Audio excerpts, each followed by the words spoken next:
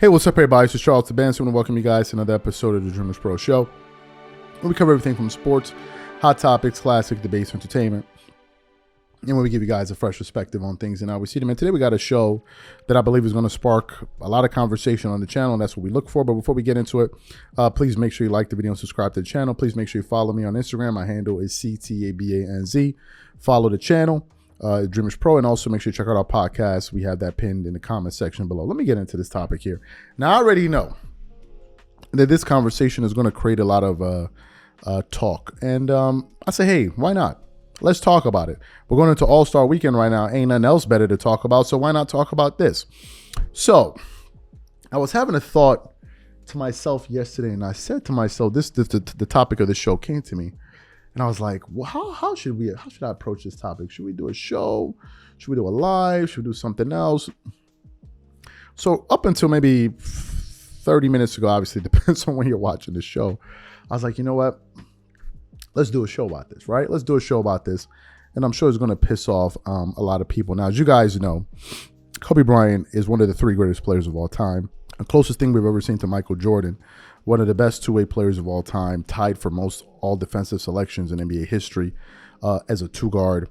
Shows you what Kobe Bryant is pretty much all about, a winner. Very, very competitive. All of these great things, right? But even though those things are true, there's been this big knock on Kobe throughout the course of his career. Even something that he himself spoke to when he was here with us. And that knock has been, well, Kobe can't be great because he played with Shaq. And not just Shaq. He played with a prime Shaq. And I'm sitting there saying to myself, are these people saying this to say, well, as if Kobe wasn't that dude? Number one. Number two, are you saying that Shaq would have won those championships without Kobe Bryant and you just plug in any other player? If that's what you're saying, then you really don't know what the hell is going on. What I want to do is, I want to look at Shaq's numbers over that 3-year run when he was at his best. I want to quickly look at his numbers that year. During the regular season, Shaq led the league in scoring in 1999-2000, scoring 29.7 points per game with 3 blocks, 3.8 assists, which is a career high for him, 13.6 rebounds on, I'm not going to mention his free throw shooting because it was a different game, but he shot 50% from the free throw line, while shooting 57% from the field and playing 40 minutes a game that year, which is a career high. The very following season, he averaged 28.7 points, 2.8 blocks, 12.7 rebounds on 57% shooting. The season after that, he averaged 27.2, 2 blocks, 3 assists per game, 10.7 rebounds on 57.8% shooting. Those are his championship regular season numbers. In the playoffs, he bumped that. 2000, he averaged 30.7 and 15 throughout the playoffs. 2001, he averaged 30.4 and 15.4. The following season, he averaged, this is 2002, he averaged 28.5, 2.5 blocks, and 12.6 rebounds. All on above 50% shooting. All of those seasons. So Shaq was a very, very good player. And what the numbers don't show you is what actually took place. And this is the reason why I know a lot of the people talking about Kobe and all of that did not watch basketball. Because if you saw Kobe Bryant play and you saw what was actually happening, and you're not just looking at a stat sheet, you would understand what the hell was going on. Those years in the regular season, you got to mind you, Kobe Bryant came into, at that point, he was probably 21 years old. So in the 1990 season, Kobe Bryant scored, and let me see, do they have his age? I'm not sure they have his age, but then I think he must have been 21 years old. That first year, he averaged in the regular season 22.5 points per game, 0.9 in blocks, 4.9 assists, 1.6 in steals. He shot 82% from the free throw line, 32% from the three-point line, and 46%. The very next year, he averaged 28.5, while Shaq is scoring 28.5 or 28.7 or something. Both of these dudes. The scrub that these guys like to talk about, the Kobe that had Shaq carrying him. This is very interesting. In the 2000-2001 season, Shaq was averaging 28.7. In that very same season, Kobe was averaging 28.5. That you carried somebody by averaging 0.2 points per game. He was scoring 28.5 points on 5 rebounds, 5 assists, 1.7 steals, shooting 85% from the free throw line, 30.5% from the three, 46% from the field. In the final year of the dynasty run, he averaged 25.2, 1.5 steals, 5.5 assists, 5.5 rebounds, and 83% shooting from the free throw line, 25% from the three, and 46.9% from the field. Those were his regular season numbers. Let's go to his playoff numbers. 01, he averaged 21 a game. 1999 to 2000, he averaged 21.1. The next year, he averaged 29.4. In 2002, he averaged 26.6. Those were Kobe's numbers in the playoffs. So obviously, Kobe Bryant was a very, very good player. But it turns out I'm not the only one that thought Kobe was the best player, because it turns out in 2001, Shaq was already calling Kobe the best player in the world. So for those of you who never heard that, we actually want to get into that. But before we even get into that, this video is brought to you by our sponsor, PrizePicks. PrizePicks is really simple. Instead of just selecting a team, you just select 2 or more players, pick more or less their projected stats, and then you place your entry. For example, this week, I'm selecting 2 entries.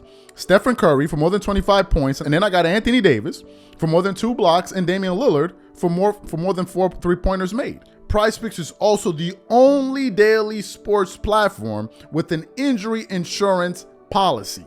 So for example, if you have a player who gets injured in the first half and doesn't return to the second half, that player gets automatically rebooted.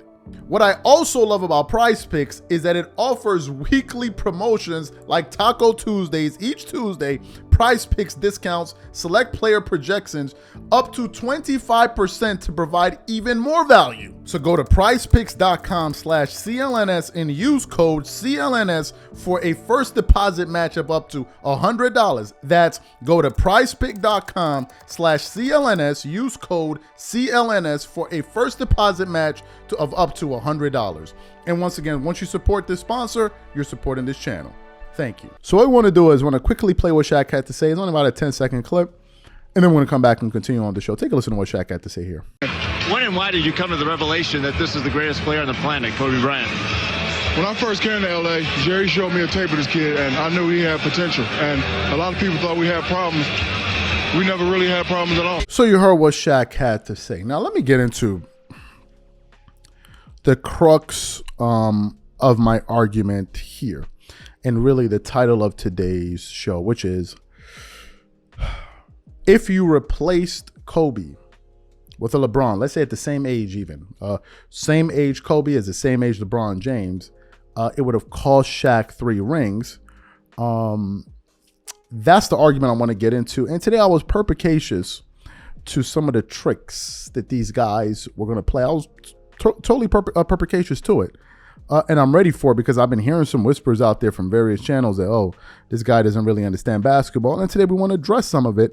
And let's get into the X and O's and really talk basketball here today. Let me break it down for you guys. Why would I say that if you replaced Kobe with LeBron and put him on that team at the same age, they would have lost 3 championships?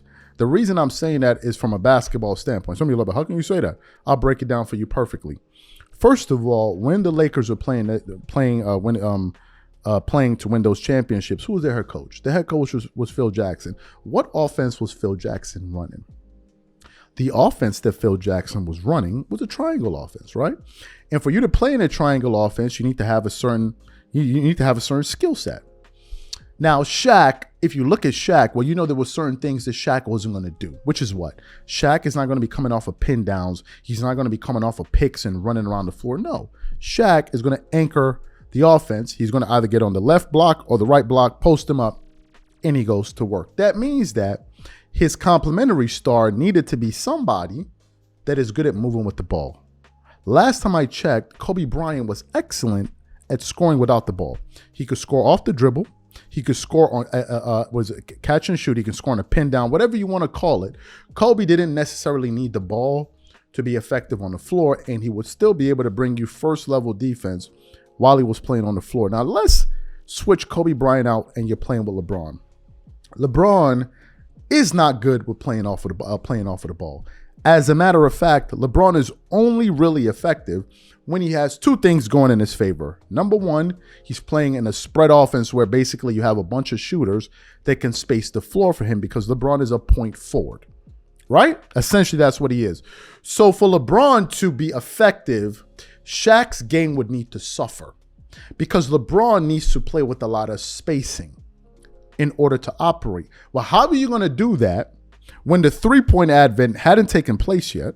Teams were still playing with their backs towards the basket, which means that the paint would need to be clogged up. So you would need to be really good at that pull-up jump shot going left or going right, which is LeBron is not adept at.